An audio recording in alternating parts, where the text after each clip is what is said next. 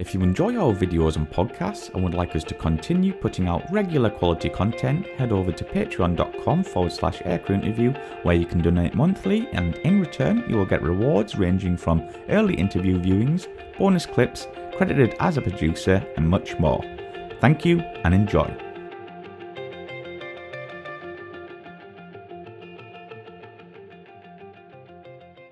You were lucky enough to get an exchange with the US Navy at China Lake. Tell us about this and how it came about. I was promoted to squadron leader when I was flying the Jaguar from Germany.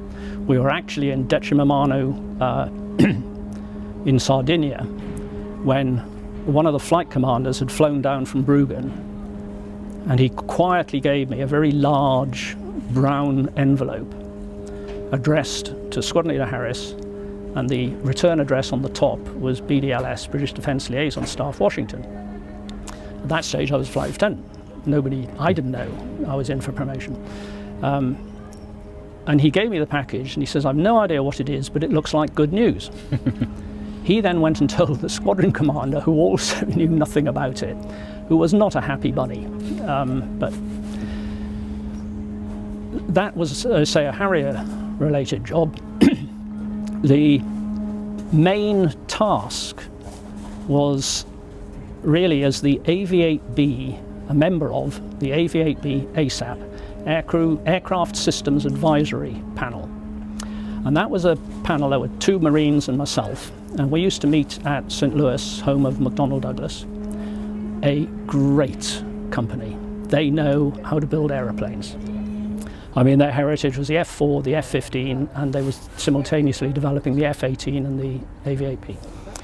And our task there was to use their simulator, discuss things with their engineers, and make certain that all the switches were where we as pilots wanted them. The functionality was what we would expect it to be, and also to integrate the weapons system through the head-up display and the multifunction displays. They were a brilliant company to work with. And we used to go there every 6 weeks probably. Okay. For 3, 4, 5 days at a time, flying the simulator and doing all this work. That was the main, I suppose, main task. While I was there, and this was before the Brits had shown any interest in the AV-8B. At that stage, the Brits were focused on the Sea Harrier. And as far as British aerospace was concerned, that was the best thing since sliced bread, and why would you want anything else?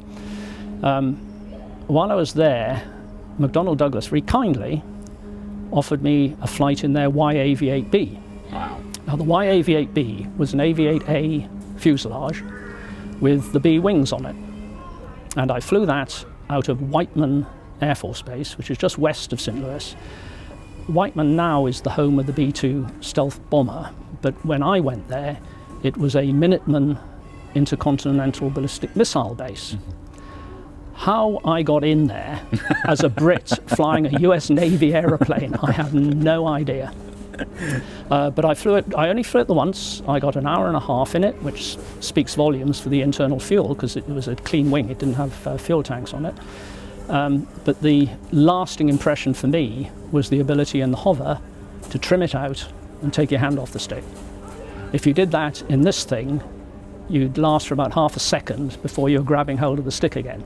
In that, you could trim it out, take your hand off the stick, and if at the instant you took your hand off the stick, you'd got a knot of sideways drift, you retained a knot of sideways drift. Right. It was so much more stable. Also with the US Navy, I flew their AV-8A. The squadron didn't have any Harriers on the squadron. And the Navy does the test and evaluation for Marine Corps flying assets as well as Navy assets.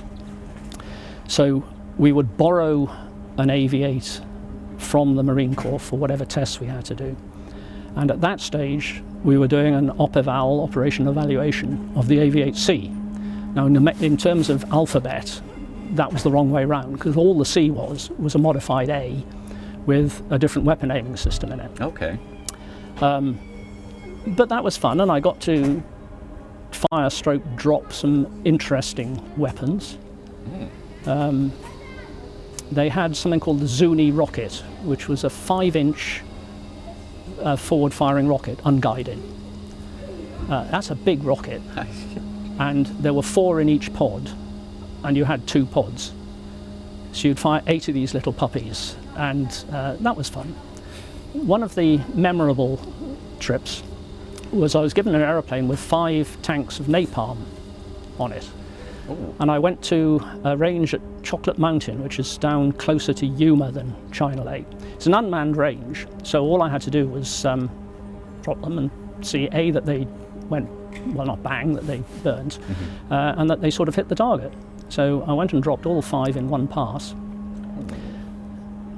Anticipating what was going to happen behind me, I immediately pulled very nose high and rolled so I could peer over my shoulder to see it. And that, I mean, fortunately, there's nothing there to burn. So but that was fun. You were lucky enough. It's one of my favourite aircraft, the Skyhawk. Tell us about this, how that came about and what it was like to fly. The A4 was a delight. It's the only word for it. And I have to say the A4M, because the Mike had the big engine. It had the P408 engine in it. We had a couple of TA4s on the squadron, which had the P6, P8 engines in, and they were dogs. Yeah. The A4 Mike. Now bear in mind, I'm talking now 40 years ago. This was an obsolescent aeroplane. It was going out of service with the US Marines. We had the angle rate bombing system in the nose of it, which was the system that was going into the AV-8B and RGR5/7. It had internal active ECM, chaff and flares, radar warning. We flew it on a red flag, and the standard fit for it on red flag was with a Shrike anti-radiation missile on one outboard station, an AIM-9 Lima on the matching starboard outboard station, double bubble, 2 fuel tanks, which gave you an hour and a half at low level without any problem, and 6 Mark 82 500-pound bombs centerline. That's a tiny little aircraft. Small, smokeless engine, turns on a sixpence, or for our colonial cousins on a dime. We could ingress at 540 knots true and come out having dropped the bombs but retaining the MER, that was the rack that carried 6 bombs, at 570-ish. And that's a pretty draggy piece of kit, the MER. Yeah. But you were small, and that caused huge, and you had a 9 Lima on board. And you can be somebody with a 9 Lima on board. And so on red flag, the big boys, the F-15s, would, if they were doing a long distance air-to-air firing, then that was irrelevant. Yeah. Once you got into a close-in fight, and I'm not talking about the expression as a knife fight in a telephone box, not that close, but they would see you and they would assume that you were an F-14 a long way away. And by the time they realised that you weren't an F-14 a long way away, but you were an A4 very close, it was too late. Yeah. The only negative to the A4 was it had full span leading edge slats, which were not hydraulic or electrical, they were aerodynamic. Right. So as you slowed down for a landing, the slats would progressively, and they were just basically on rails, would progressively extend until they reached the end of their travel. And they produced a huge amount of extra lift, which of course was good because it reduced your landing speed, which is important for landing on a boat. The trouble was that if you were doing air combat and you rapidly pulled a load of G, if you weren't absolutely symmetrical, you had a slight yaw on, one slat would come out a nanosecond before the other slat. But that was long enough to generate a fairly intense roll rate, which would bang your head against the canopy.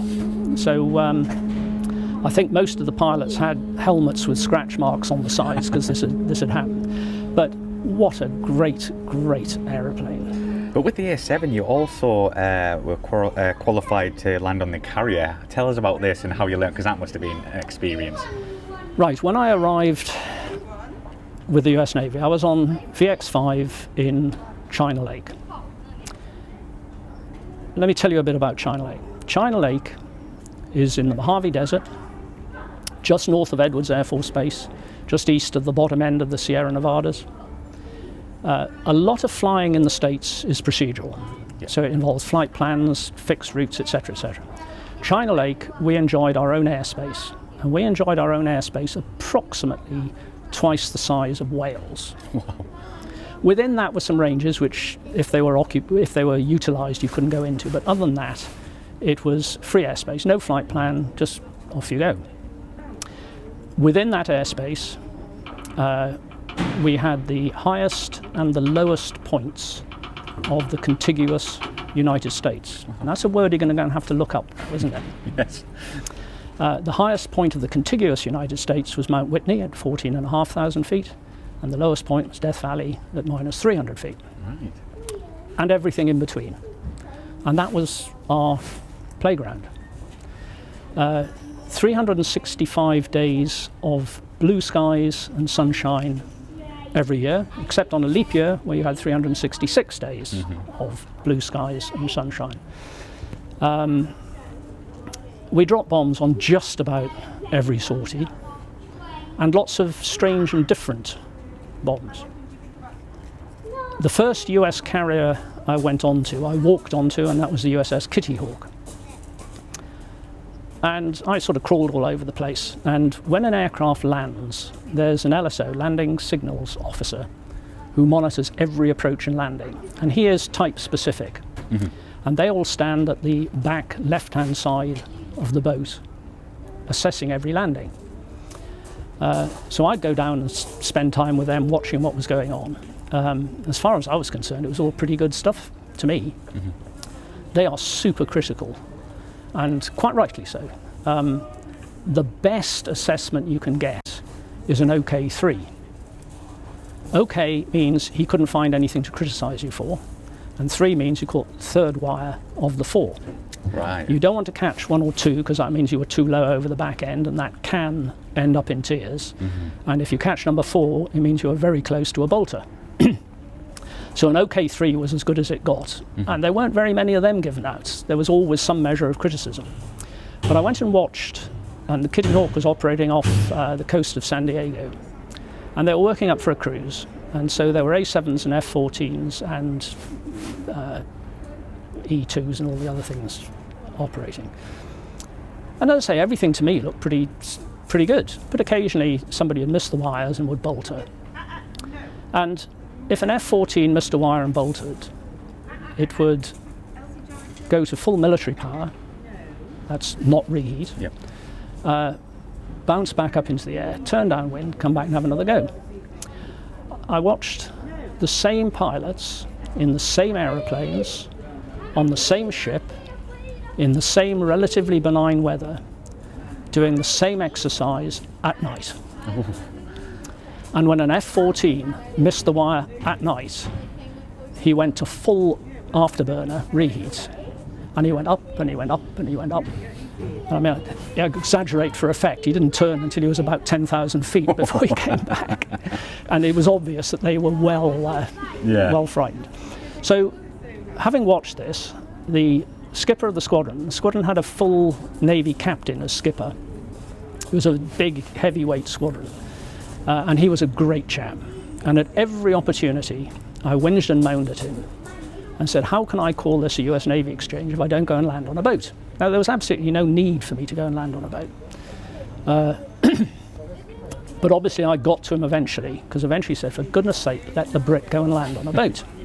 Fortunately, at China Lake, we had a US Marine A4 qualified LSO.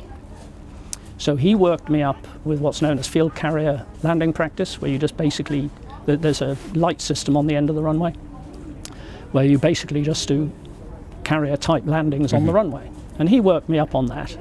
And when he was satisfied, they sent me off to Texas to a Navy training base for a second opinion.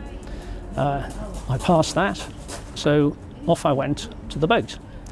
And we took 3 A4s to the boat, and it was USS Lexington, which is smaller than Nimitz, but still bigger in comparison to most, certainly anything that we'd got. It's bigger than Ark Royal or anything like that. And the other two A4s were flown by the skipper, Navy captain, Vietnam vet. He probably had 500, 600, 700 carrier landings. The big thing for carrier landings is 100. When you've reached 100 landings, you have a Centurion badge which says, hey, I've done 100 landings. The other A4 pilot was my boss. He was a Navy commander, ex-Vietnam vet. He probably had 400 or 500 carrier landings, and me with 0. I was the third, so they went and landed on the boat. Clearly no big deal for them. And then I went and landed. The first approach you do with the hookup, and you do a touch and go. When you do the approach in the A4, you have the air brakes out. That means that the engine is running at higher RPM, so it'll spool up quicker if you need full power. And the brief is that when you hit the deck, you immediately go air brakes in and select full power. So that if you miss a wire, you're already starting the spool up of the engine to bolter. Well, my first landing, I hit the deck and caught a wire. Now, I'd done arrested landings on an airfield, and they're relatively benign. I mean, it's obviously a whole lot quicker than a drag chute or normal landing, but they're relatively benign. Landing on a boat is violent. It is a silly way to land an aeroplane, hence it's better to stop and then land and then stop. Yeah, of course. When I hit the deck, my knee pad came off my knee and went round to the front of my leg. My hands came off the throttle and the stick with the deceleration, which was way more than I was expecting. But my brain was programmed, as soon as I hit the deck, to put the air brakes in and select full power. Well, I think I selected air brakes in and went full power about the time I came to a complete stop on board the boat. At which stage the boat said, "It's all right, we've got you, you can throttle back." So you then go back out for another launch. So I did 6 in the A4. I was then allowed to go back on in the A7. It's a very different beast. And I did 10 in the A7. Right. The major difference for me between the A7 and the A4 is launched on a strop, and it's got lousy nose wheel steering. So they put someone with a tiller on the front to actually do the steering. The A7's got very accurate nose wheel steering, and instead of a strop, it's got a T-bar on the nose wheel. So you have to follow the marshaller's signals very carefully, and it's done by body language almost, to get the T-bar into the catapult. Also, as soon as you land and you start manoeuvring, you've got to fold your wings. Well, hey, no big deal. I was used to doing that on the airfield. Well, except on the boat, you fold the wings up, and then when you come to a stop, if you can, you fold them down and lock them. Because if you're behind a jet blast deflector or another aircraft, they don't want to damage the hinges, I guess, on the wings when they're unlocked. Then it's your turn to shuffle forward, so you have to fold the wings again. Turn around the corner, put your wings back down. So you spend your whole time, like a sort of pregnant pigeon, I suppose, opening and closing your wings. But great experience. Absolutely. And you mentioned for the A4 there, you managed to drop some bombs, or what can you tell us about that, or what it could carry at the time? Well, red flag, as I say, we had 6 Mark 82 500-pound bombs.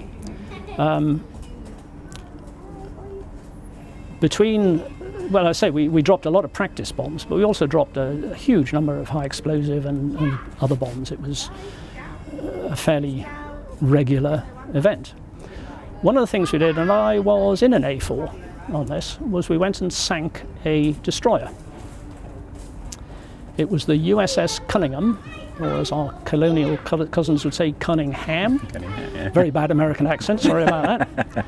And it was a hulk that they had cleaned of all petrol oils and lubricants, etc. So it was a clean hulk that they towed out into the Pacific, and we went and sank it. And it was a mixed formation. The A6 was doing the laser designating, And we had A7s and A4s, I was in A4, dropping laser-guided bombs on it, which would hit the ship and go bang, and there'd be a sort of a flash and a sparkle, and then nothing would happen. So another bomb would be dropped, same event. And I guess what sinks ships is fire. So you need hydraulic fluid or fuel or something to burn, and that then presumably is what causes the chaos that perhaps weakens the hull and down it goes. And it was getting a wee bit frustrating because by now we're sort of running out of bombs and this wretched hulk was still sitting there afloat. And what actually sank it was a miss. It was a very near miss, but it was a Mark 84 bomb, which was a 2,000-pound bomb, that landed a beam amidships, very close in on the water, and it took the side of the ship out.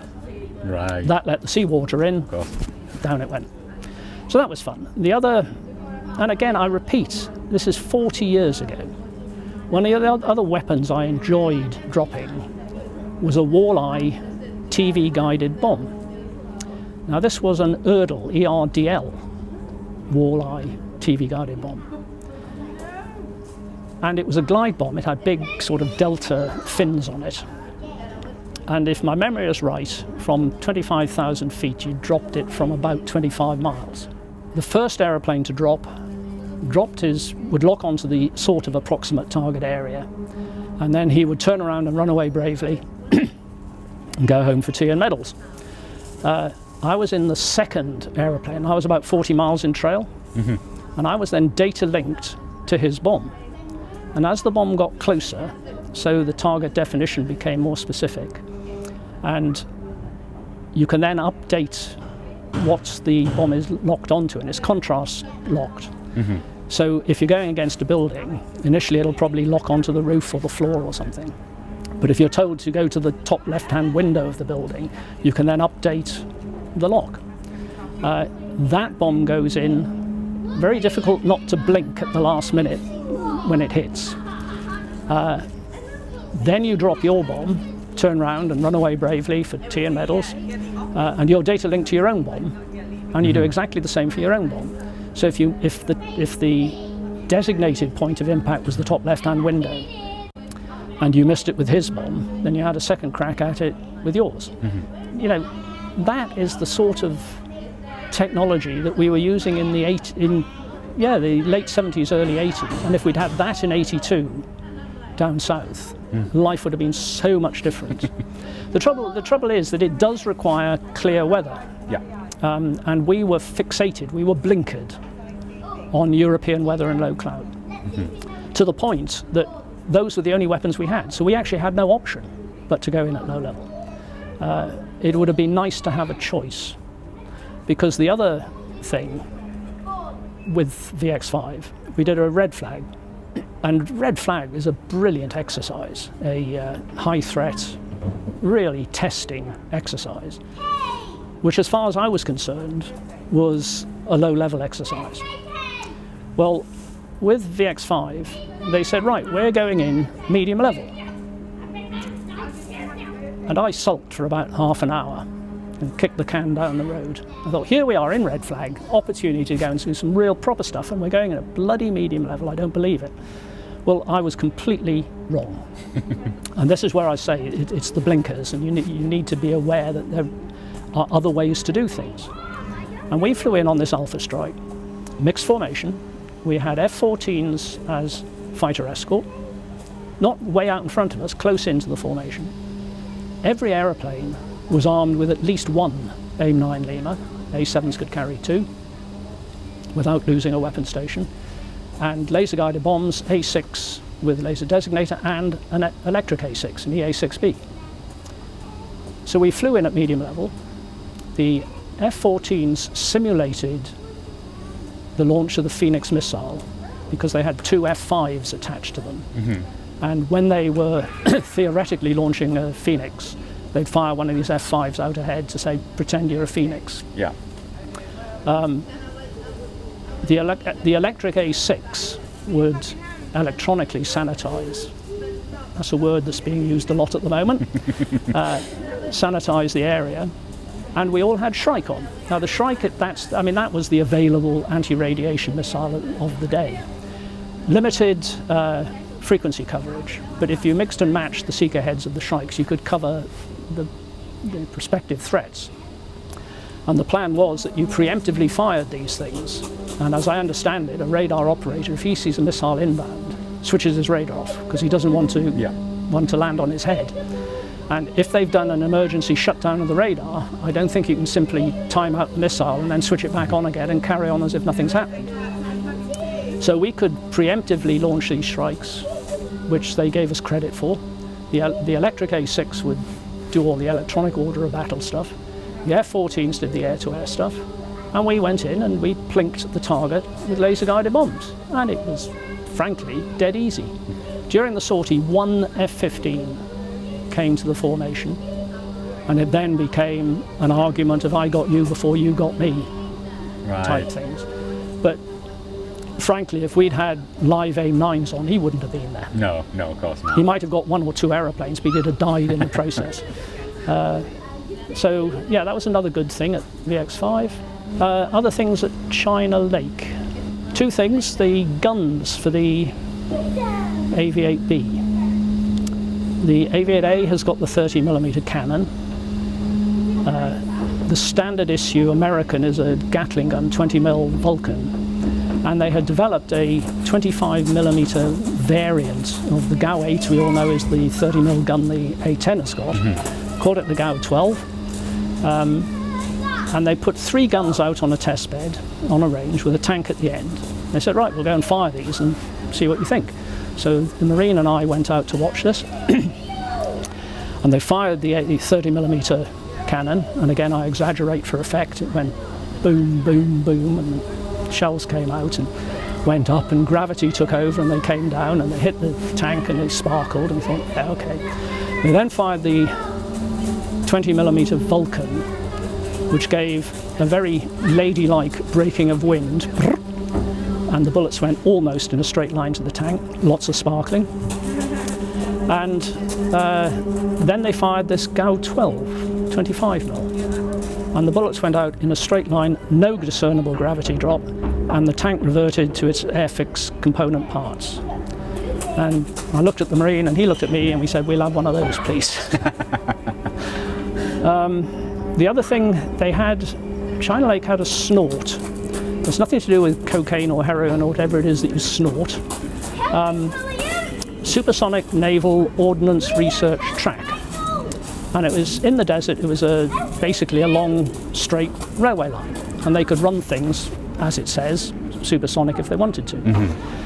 One of the things about ejecting from an aeroplane, quite apart from the capability of the seat, it depends hugely on the attitude of the aeroplane and the rate of descent of the aeroplane. So if your wing's level with no rate of descent, that's good. If you're 90 degrees angle of bank with a rate of descent, that's bad. So again, some brain surgeon decided what was needed was a vertical seeking seat, so that when the seat came out of the cockpit, it would go up, irrespective of the attitude of the aeroplane. Right. Which seemed like a jolly good wheeze. And they obviously reckoned they'd got this sussed because they did a test using an EA6B, simulated EA6B cockpit on this snort, upside down. And I thought, I've got to go and watch this. So the 4 seats came out, and fair dues, they came out downwards and then went up. And it was a spectacular display. It was the best firework display I've ever seen. And considerably more expensive. Of course. I'm not certain it ever went into service, but the concept was proven. The A7E was a remarkably capable aeroplane. It wasn't as much fun to fly as the A4, but it could carry an enormous weapon load, and it had incredible capability. One of the things that we had, and again I repeat, I've said this before and I'll probably say it again, 40 years ago, it was configured with a forward-looking infrared pod, which was carried on the starboard inner pylon. That gave an infrared picture through the head-up display, which was a wide-angle head-up display, probably double what I was used to with the Harrier and the Jaguar. It also had a very, very accurate inertial navigation system. If you got a mile accuracy at the end of an hour in a Harrier, you were happy. If you got a mile accuracy at the end of 2 hours in an A7, you were unhappy. It also had radar. Now, I'd never used radar before. And we had two standards of radar. One was raw radar, and the purists liked the raw radar. The other one was something called a digital scan converter, which, because I had no experience with radar, I preferred the digital scan converter, where basically a computer did all the hard work. And you could set into the radar a set clearance plane of, let's say, 200 feet. And what that said was, if there's any ground that I'm not going to clear by 200 feet, show it to me. Right. So you could fly around, and I say, you know, the valley's 14,500 feet down to minus 300 feet, so we have some proper valleys. Yeah. Flying around with three independent sensors, the FLIR pod through the head-up display, the inertial nav system, very accurate, and the radar showing you where the terrain was. I would have been very confident to fly that at 200 feet at night in hilly terrain. Really? Yeah. I dropped walleyes with the A7 as well as the A4. Lots of air combat. It wasn't very good at air combat. I've heard that before. But it was a great, great aeroplane. It's not a looker, that I would say. Well, I think it was affectionately, or not affectionately, known as a slough. Yeah, I've heard that, yeah. A short, little, ugly, and just in case we're ahead of the watershed, we'll call it fella. There we go. Okay, F-16. My USAF exchange, I was at Langley Air Force Base. I wanted to fly the F-16. That was my first choice, so I focused on that and went to go and fly it. Your face says that all. What an aeroplane. I mean, just magnificent. There are people who will tell you that the Hunter was the jet age Spitfire. F-16. F-16 all the way. F-16 was just amazing. Yeah. A 9G aeroplane. Yeah. 9G is very, very tiring. And also, if you look at your videos of F-16, F-15 pilots, you'll notice they don't have necks. Yeah. Their heads come straight out of their shoulders. Because if you are looking over your shoulder and you've got a neck and you pull 9G, it hurts. I've heard that, yeah. It's also incredibly fatiguing. You start off at 9G, and if you're doing 1v1 against an F-16, like with all aeroplanes, you end up at base height with minimum speed. Yeah. It's just very, very close in. And you're still pulling a fair amount of G, but not 9G. Yeah. Very tiring. The other thing that struck me with the F-16, there's always been argy-bargy about air-to-air refueling, probe and drogue versus boom. Well, the US Navy has to do probe and drogue because you can't get a boom-equipped aeroplane onto a carrier. We obviously use probe and drogue. The advantages of probe and drogue on most tankers is you can refuel 2 aircraft at a time. Yeah. The advantage of the boom is that you can put about a double flow rate of fuel through the boom. More importantly, if not most importantly, it puts the stress of connecting on somebody lying in a prone position in a tanker The boom operator, rather than you jousting with the basket in one of these things. And the first time I air-to-air refueled in an F-16 was at night. I've been briefed, got under the tanker, and there are lights that tell you when you're in the right position for the boom operator to stab you. I got underneath the tanker and I couldn't see these lights. I thought, where are these sodding lights? They've got to be here somewhere. They're not very bright because they don't want to damage your night vision. And while I was thinking, where are these sodding lights, I got stabbed by the boom operator. So I thought, well, clearly I'm about in the right place, so I'll stay where I am. Yeah. And then eventually I picked the lights up. But almost totally stress-free. So, yeah, Peter, what did you do? Briefly tell us what you did after your US exchange. Okay, after the US exchange, in fact, let me finish a bit with the US exchange because I was out at Headquarters Tactical Air Command, TAC, for Gulf War I. And that was an amazing experience, watching the power of the US Air Force go to war. The two full colonels that were in the division that I was in had both been hiked out to the Middle East to run the Air Operations Centre. I'd been notified of promotion, so within the USAF system I was selected. And in the USAF system, when you're selected, you effectively wear the rank that you're going to go into. Yeah. So I was put into a position sort of running the division, although in fairness there wasn't a lot going on because everything was concentrating on the Gulf War. But the TACDO 2-star general, absolute sterling star character, best general I've ever worked for. He was utterly brilliant. He let me into all his briefings, and I was seeing stuff that frankly I probably shouldn't have seen. But the 117 was in the black program still.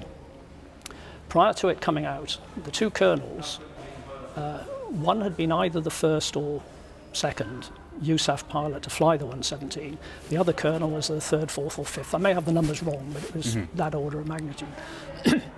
I'd been walking through a mall in Norfolk, Virginia, and I'd gone past a model aircraft shop, and I saw a 117 model, which I bought, and I glued it all together, stuck it on the cabinet by my desk, and it took about 2 minutes before these two colonels were there.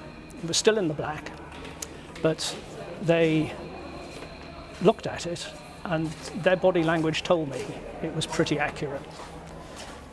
For example, the F-117 has got 4 little pitot tubes on the front, one right on the tip of the nose, one on the left, and 2 on the right. They'd got that right. How did they do that? I have no baffled idea. me.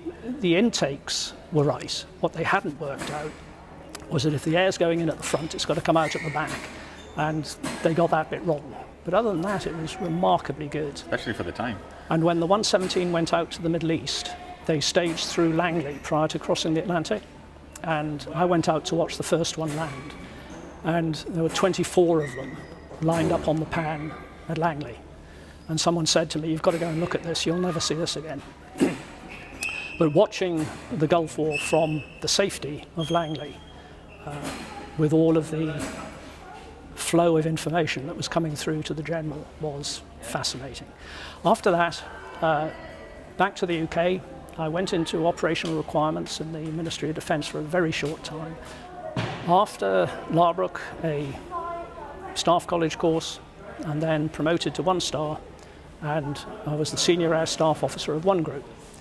That was in an era when, post-Gulf War I, the JFAC concept was being developed, Joint Forces Air Component Commanders. You had a maritime component commander, a land component commander.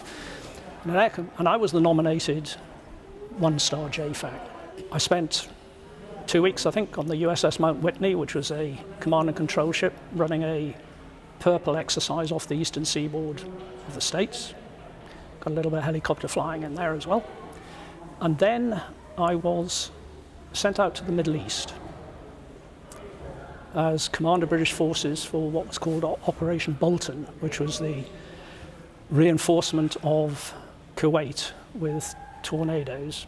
And I was based at the headquarters of JTF SWAR, Joint Task Force Southwest Asia, run by a 2-star USAF general with a 1-star American admiral. 1-stars in the US Navy are called admirals. While I was there, he said that he was going out to visit Nimitz, which was in the Gulf, and would I like to accompany him? I thought about it for half a nanosecond and said yes. He then said, "Would you like to have a flight?" So I thought about it for half a nanosecond and said yes. He said, "What would you like to fly in, F-14 or an F-18? It has to be the 14. I had to think for a little bit longer, probably a whole second. F-18 was obviously the shiny new machine, the F-14 wasn't, but it had to be the F-14. I'd seen Top Gun. Final Countdown, have you seen that film? Yeah. It had to be the F-14. So I went and flew a catapult shot, and I didn't fly it, I was sitting in the boot, and a trap on Nimitz in the 14, which I loved. It was by that stage, it wasn't called a Tomcat, it was called a Bombcat, because they started to put air-to-ground stuff on it. And it had the lantern pod on it. Now, I was given the 2-minute ground school on the lantern pod in the cockpit, and the integration of it was so superb that after about 20 minutes of playing with it in the air, I'd have quite happily locked on and designated a target. Really? Oh, it was a superb piece of kit. So that was my Nimitz trip. While I was there, the US Navy had reinforced, and they had 3 carrier battle groups in the Gulf, and we had sent our mighty Illustrious to join them. Now, Illustrious was very, very popular with the US Navy for 2 reasons.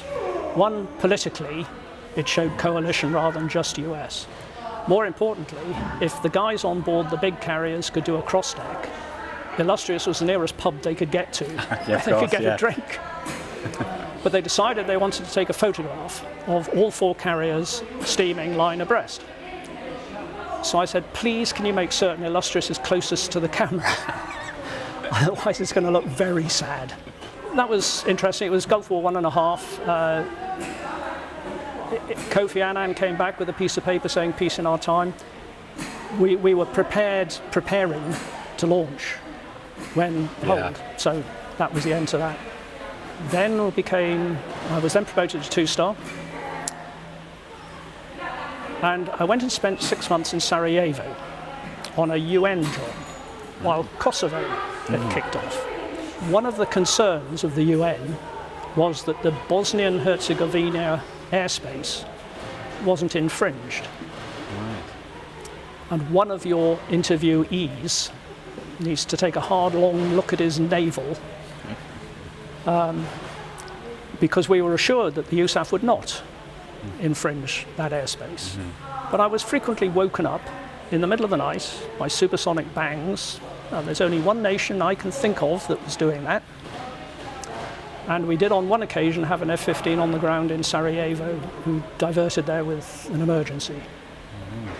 So your F-15 pilot who tells his stories about going for the MiG-29s and things, I just wonder if he woke me up a few times. Probably. After that, I was AOC 1 Group. The demise of 11 Group, which was disbanded, we took over the 11 Group assets, which was the Tornado F3 and BBMF. I went and flew the Tornado F3. Lovely aeroplane. I mean, at least it's the right proportions, which the GR never was. My favourite aircraft. It very slippery, very quick. I mean, in fairness, it's not a true fighter in the sense of the F-15, F-16. But in terms of interceptor, it was brilliant. Plus, of importance, in the Middle East, the airspace was controlled by AWACS. Now, F-15s had lots of missiles, very capable aeroplane. What the F-3 contributed was a guy in the back, the navigator. And with JTIDs, he had a good air picture of what was going on. And the AWACS could delegate a bubble of airspace to the F-3s and say, okay, that bubble is now being looked after by them, so we can concentrate on the other things. So the F-3 was very much valued by the US. I enjoyed flying it, as I say, very fast, very slick, nice aeroplane to fly. To my dying day, will regret that I'm too nice a guy. There are a lot of people who won't agree with that, but I'm too nice a guy. Once BBMF came to me, I said, Yahoo, I'm going to go and fly the Spitfire. So I went up to Coningsby.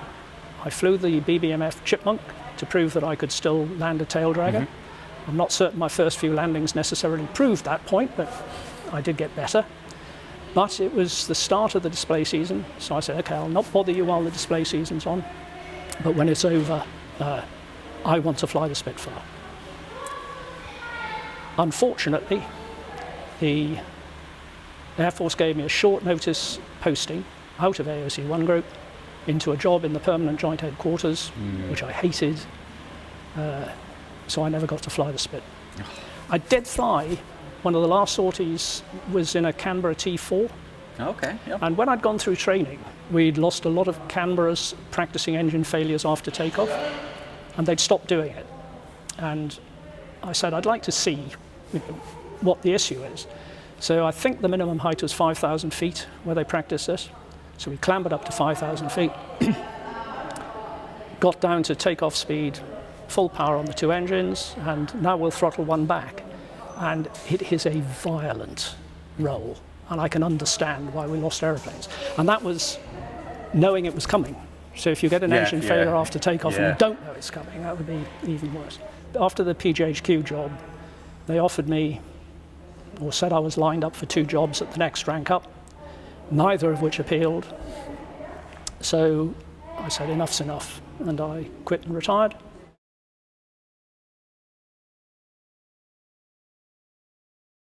So Peter, do you have any hobbies? In the traditional sense, probably not. I don't like golf. I like flying, and I still go along and fly as often as I can afford to. I suppose travel. And I suspect that stems from going out to Kenya at the age 7. Yes. Yeah. I get very restless if I spend too long anywhere. Itchy feet. Yeah. So I like to get out and about and see things.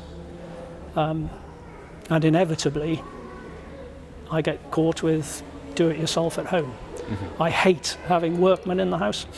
So if I can do it, I will. And I'll only call somebody in if I absolutely can't. And in fact, over this lockdown period, I think I've done about 3 years of DIY in 3 months. But my wife is never short of a list of things that she wants to do. So Peter, this could be a pretty difficult one for you because you've flown so many, but favourite aircraft you have flown? I like them all. You have to pick one. I'm going to pin you It's down. Desert Island Discs. You can only get Desert one. Island one, yeah. I want to say the Harrier. I want to say the A4. I'd like to say the Jaguar, the A7. You know, I'm gonna give you this. There's a first guess. I'm gonna let you pick them all. I love the F-16. Yeah, brilliant. And is there one aircraft you wish you could have flown? There's not a pilot in this country that won't say Spitfire to that, but